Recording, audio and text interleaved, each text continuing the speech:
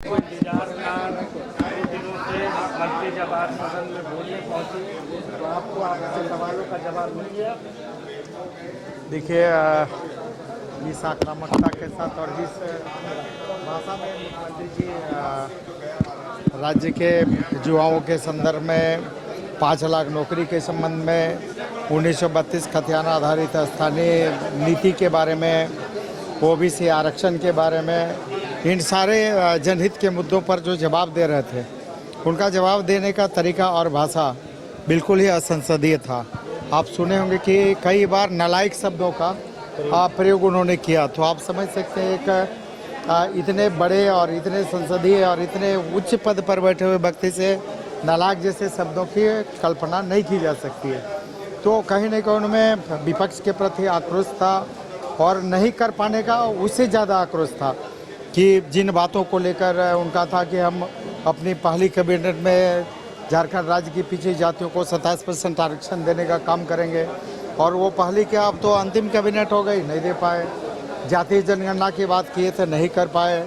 1932 खतियाना आधारित स्थानीय नीति की बात थी, नियोजन नीति की बात थी।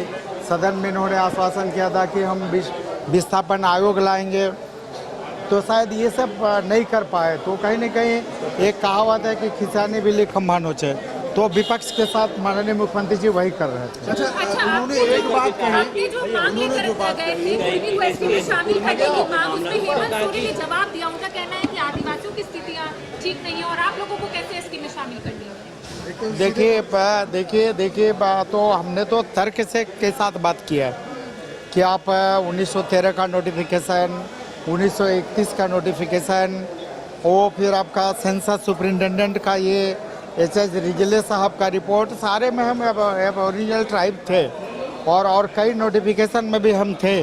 हिंदू सक्सेशन एक्ट से हम एग्जम्प्टेड थे, जिस तरह से अन ट्राइब्स यहाँ पर एग्जम्प्टेड थे, हम भी एग्जम्प्टेड थे। तो हमने तो बहुत तर्कसंगत प्रामाणिक तरीके से और तथ्य और साक्ष्य के साथ मांग किया था कि झारखंड की कुर्मी जाति को आप अनुसूचित जनजाति में शामिल करो, और मुख्यमंत्री जी को ये समझना चाहिए कि अगर कुर्मी अनुसूचित जनजाति की सूची में शामिल हो जाती है तो झारखंड में ट्राइबल पॉपुलेशन 50% से ज़्यादा हो जाएगा, झारखंड ट्राइबल स्टेट बन जाएगा। तो उनको तो झारखंड को ट्राइबल स्टेट बनाने के दिशा में सोचना चाहिए, थोड़ा उदार दिल के साथ। और उन्होंने शामिल करने के लिए उनको कहा कि हम पहले से यहाँ दुर्दशा है, तो इस दुर्दशा के लिए कौन जिम्मेवार है? जो सरकार में बैठा हुआ लोग, जो सरकार में बैठे हुए पदाधिकारी, जो सरकार में बैठे हुए मंत्री और मुख्यमंत्री, सरकार आदिवासियों की दुर्गति के लिए सबसे बड़े जिम्मेवार वही है। छोटा सा